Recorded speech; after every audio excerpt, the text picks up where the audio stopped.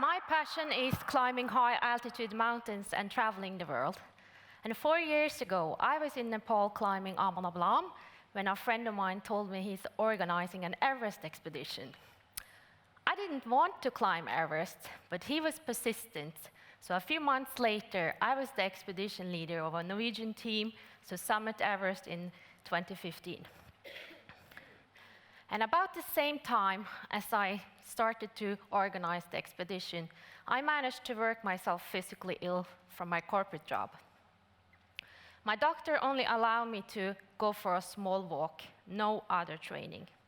Thankfully, I didn't understand how long it would take to get healthy from that. And 1 year before the expedition, I could only train 1 time a week. And after that, I needed to rest. If I didn't take my rest, I was like a hangover from a big, big party. So one of my friends said to me, "Siv, I guess you're not going to be able to climb Everest, are you?" And my response to that, my attitude was like, "What are you talking about? Of course I will." For me, it was so important to prepare for, plan to, train mentally and with a dream for this expedition. And I was working really hard to reach my goal, to be mentally, physically ready. And leaving day, after preparing for 2 years, I was ready. I was not more than that, but I was ready for the expedition of 60 days. First weeks in Nepal was amazing. The team worked really well together. And the 25th of April, we were to summit Lobuche East. And for some reason, I had this really uneasy feeling in my stomach. I didn't know why I had it, but I was walking slower and slower up the mountain. And just before the summit, I knew I have to turn around. The Sherpa that was climbing with me, he was not happy at all that I turned around just before the summit. But I knew this was the right decision. And the team also followed. We turned around, went down to our camp, high camp, packed our gear, and when we came to the bottom of this very, very steep slope, first place where it starts to flatten out, the biggest earthquake in Nepal in 80 years started. First, just a little, then like a boat in storm, and it was really hard to stand on our feet. 7.9 on Richter scale. And while we were standing there and the earthquake was ongoing, we could hear rocks falling behind us. They were coming our way. We basically ran for our lives, throwing ourselves behind a huge rock.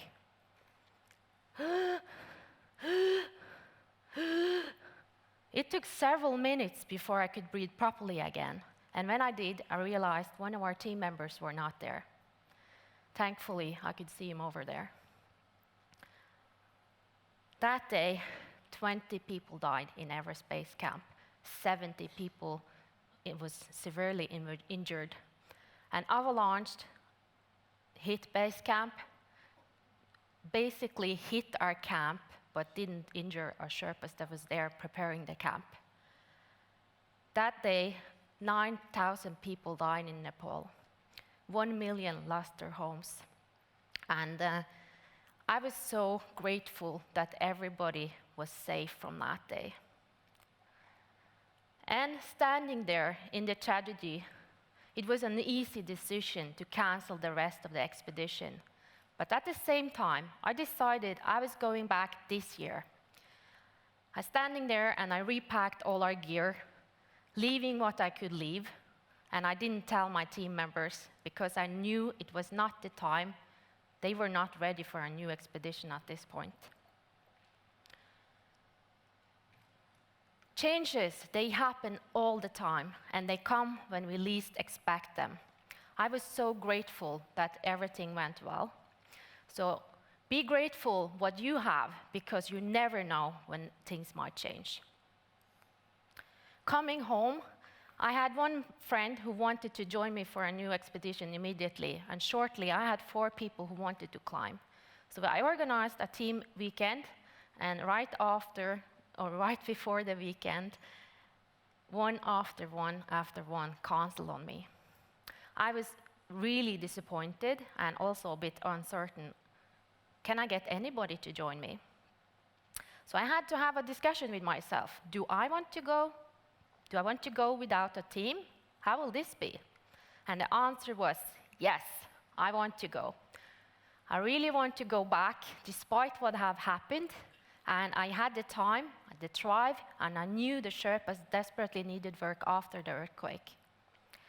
So, when you want to go after some of your goals in life, don't give up just because other people don't want the same thing as you. After the earthquake, I also spent quite a lot of time to raise funds and help remote village in Nepal that nobody else helped. And taking time for that and took focus and effort from me organizing my new expedition. But it was never a doubt for me not to do it. I didn't have all the money for a new expedition, but I was planning and doing everything as if I had the money, because I really wanted to do this, and I believed I could do it. So I took all the action I could to make it happen. I even bought the plane ticket before I had it all figured out. But what I did, the last week before the expedition, the final money showed up in my bank account. So never give up on your goals, even if it doesn't look so good. And it was amazing to be back in Nepal. I had some fantastic week acclimatizing. At the same time, it was tough to see all the struggle after the earthquake. Many people still live in a tent or under like a plastic roof. Last year, I never got to try this big ice fall. It's the biggest challenge on the south side, climbing the south side of Everest. It's huge ice blocks, almost like big buildings, and also there is crevasses. Some of them are hundreds of meters deep, and we have ladders to cross some of them. And actually, big, strong men become like shivering small boys to go up there over them. And before I came to Everest, I acclimatized on a mountain called Lobuche East. And for the first time this year, there was ladders. It's a big surprise. And I was a bit fearful to try them. And I also would like to see how it was. And it went really, really well. So after crossing these ladders, I decided I am an expert on ladders. And when I came to the icefall, I never had any challenges. When you face fears that you're not good enough, that you're not going to make it, or what other people are talking about, or whatever is your fear, just put on your attitude, I am doing this. That will help you. And also, you get what you believe. Whether you think you can or you think you can't, you're right. Climbing high-altitude mountains is both a mental but also a physical challenge. And I had days that I woke up during the night where I was so hungry I had to look for food in my tent. Other nights, I woke up from a nearby avalanche and I was desperately trying to hear if it was coming my way or not. Some days I was really tired, or my body was so tired that the parts of the climb was very, very hard. But in general, I really enjoyed myself and this beautiful nature around us. Climbing high-altitude mountains is a marathon, not a sprint.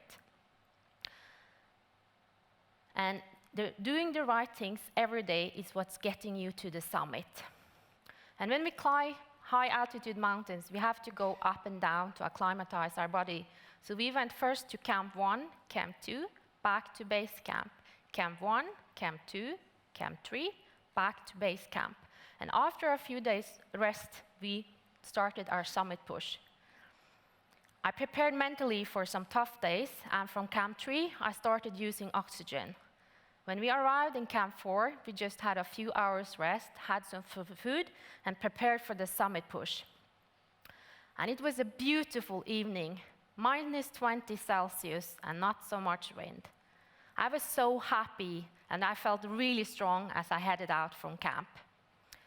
There was a group in front of us, and they were walking very slowly. So we're all on the same rope, meaning that they slowed down and stopped the rest of us.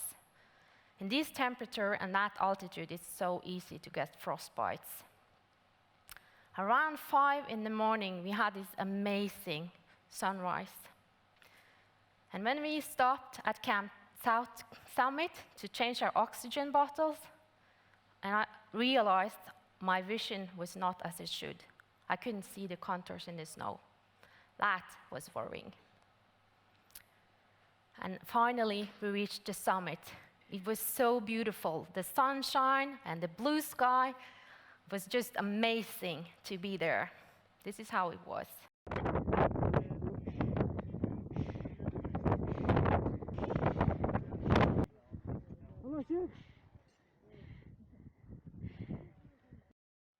I had planned to call home from the summit, but as my vision got worse as I sat there, I didn't want to call anymore. Reaching the summit of Everest is a fantastic achievement. Losing my vision due to lack of oxygen to the cornea in one of the world's harshest environments, with 3,000 meters down on one side, 2,400 meters down on the other side. That's not a situation you want to find yourself. How would you prepare to climb down here without seeing?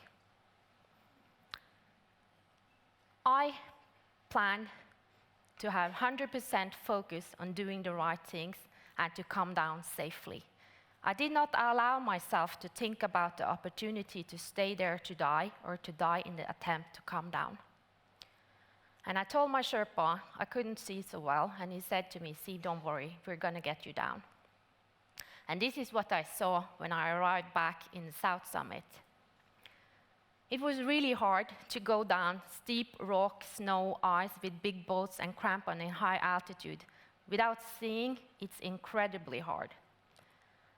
And it's so important to have a team that you trust, that you can communicate well, and also have the experience to handle a situation like this.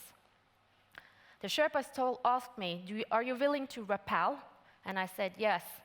And the first rappel, I could feel it was like nothing on my right-hand side. And that was confirmed when David Senting said to me, "See, do not go to the right. You have to go 2 steps left. Then you go 3 steps back and 2 steps left. Now you can rappel 50 meters." And it felt amazing to be rappelling because I felt so in control of the situation. And it was much faster than climbing forwards. And on our way down, I went through so many different emotions, but thankfully I was able to keep positive and to keep thinking smart on my way down. And this is what I could see when I arrived in Camp 4. I drew this to show you what I did see. I just wanted to crawl into my tent, get off the crampons, and get into my sleeping bag, because then we had been climbing for 24 hours. We had been climbing actually the 31 out of the last 36 hours, which is so much more than normal. And the following day, my vision improved quickly, but to be safe, to continue the descent, we decided to stay 1 extra day. And the following morning, we woke up to the news that somebody had died. That was a tough reality check, and also, this is the harsh condition in this altitude, that this can happen. But I had to focus on myself and my situation. I was supposed to climb Lhotse after Everest, and thankfully, I had the extra Sherpa that could help me to come safely down to the Camp 4. But after walking around a little bit, I realized my body was so much more tired than I thought. So to continue on to Lhotse would be to put myself and my Sherpa in danger. So the sensible thing was to just continue down to Camp 2, which we did that day, and the following day we continued down to base camp. Safely down in base camp, I could say, yes, I made it to the summit of Everest, and I climbed down to Camp 4 without seeing. And we all have challenges that show up in our lives that we never wanted. They are what is making us stronger to grow and to develop, even to be more creative. But we can do so much more than we think we can. So don't wish it was easier. wish you were better. Thank you.